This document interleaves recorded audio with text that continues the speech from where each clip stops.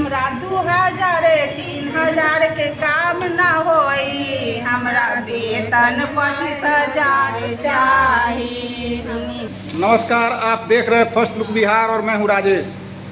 आज हम पहुंचे हैं सामुदायिक स्वास्थ्य केंद्र मरवन में, जहां आशा कार्यकर्ताओं और फैसिलिटेटरों द्वारा सत्याग्रह किया गया है। भूख हड़ताल पर है 1 दिवसीय, और ये लोग विभिन्न मांगों को लेकर भूख हड़ताल किए हुए हैं और 1 दिवसीय 24 घंटे का भूख हड़ताल है।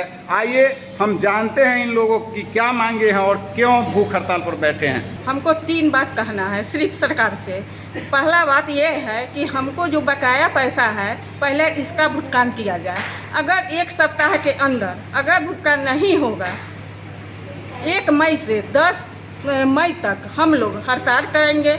अगर इसके हड़ताल के समय अगर भुगतान हो जाए, चाहे उम्र हम लोग को 65 साल कर दे, रिटायरमेंट पैसे हम लोग को मिल जाए, जे कम से कम 5 लाख रुपया सरकार को देना उचित है। अगर 5 लाख रुपया हम लोग को देते हैं तो बुढ़ारी में हम लोग को समय सही से कट जाएगा। अगर वे नहीं देते हैं, ये 3 काम नहीं देते हैं, तो हम लोग अनिश्चितकाल हड़ताल करेंगे। अच्छा, आज आप लोगों ने गेट जाम करके सत्याग्रह में बैठा हुआ है, इससे तो इलाज प्रभावित हो रहा है, लोगों को परेशानी हो रही है, मरीजों को। इस संबंध में क्या कहना है? मरीज को परेशानी हो रहा है। हम लोग तो 8 महीना से परेशान हो रहे हैं। हम लोग को तो बाल बच्चा खुद रोड पर आया हुआ है, भूखे मर रहे हैं। भूखे हम लोग को बुलाई नहीं हो रहा है। माने बिना पानी अन्न से हम लोग सुबह 8 बजे से लेकर के यानी कि 24 घंटा के हड़ताल में हम लोग माने बैठे हुए हैं। तो पब्लिक को हम क्या आशा दे करें? मैं तो बहुत भूख पर बैठी। पब्लिक को हम क्या कर सकते हैं? हम लोग मरते हैं तो पब्लिक, चाहे विभाग के लोग, चाहे CS है, चाहे DM है, चाहे कोई भी पदाधिकारी है, हम लोग को कोई देख नहीं रहा है। हम लोग को बकाया पैसा नहीं दे रहा है। मामला इस प्रकार के है कि मैं रीता देवी प्रखंड अध्यक्ष हूँ, मरवन प्रखंड PHC से हूँ। मैं बताना चाह रही हूँ कि हम लोगों का जो है सो अगस्त माह से लेकर अभी तक सभी बहन का जो हम लोग को प्रोत्साहन राशि दिया जाता था, वह राशि अभी तक नहीं मिला हम लोगों को। किसी बहन को भी अथी मिला है, और राज राशि जो है ना, मैं झूठ नहीं बोलने वाली हूँ, किसी बहन को राज राशि भी हमारी बहन लोगों को मिला है, किसी और लोगों को भी आया भी है। लेकिन बहुत पुरानी जो हमारी बहन सब हैं, उन लोगों को कुछ आया ही नहीं है।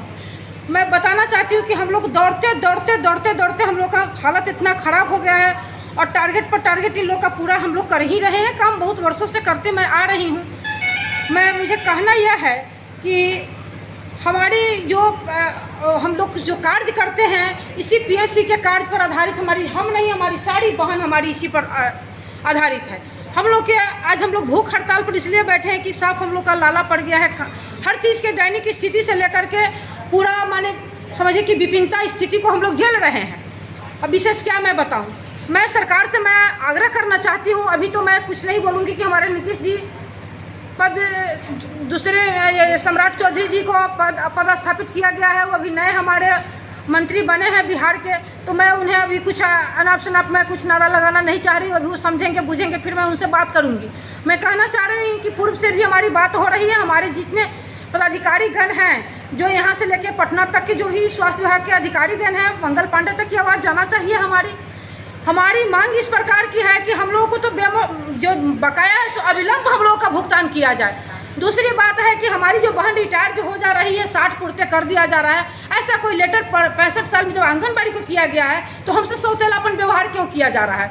हमें भी 65 साल का किया जाए। दूसरी बात है कि हमारी जो क्षतिपूर्ति जो होती है, वो मरने के बाद जो क्या होता है, उसको रिटायरमेंट जो दिया जाता है ज़िंदगी में, वो भी दिया जाए, मरने के बाद भी दिया जाए।